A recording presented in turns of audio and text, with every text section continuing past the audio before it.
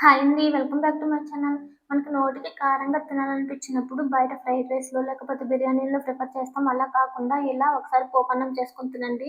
మన నాలుకకి పట్టిన తుప్పంతా వదిలిపోతుంది. ఫస్ట్ అయితే ఇది ఎలా చేయాలో చూసేద్దాం రండి. ఇక్కడ నేను మధ్యాహ్నం మిగిలిపోయిన అన్నం తీసుకున్నాను.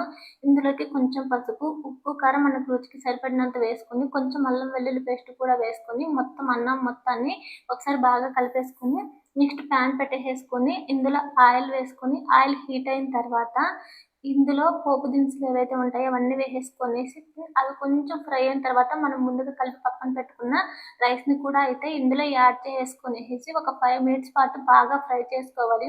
5 మినిట్స్ బాగా ఫ్రై చేసుకున్న తర్వాత ఇది బాగా పొగలు కక్కుతూ ఉంటుంది చూడండి. ఇంకప్పుడు ప్లేట్‌లో పెట్టేసేసుకొని ఎర్రగడ్డలు నంచుకొని తింటే ఉంటుంది చూడండి సూపర్ అసలు.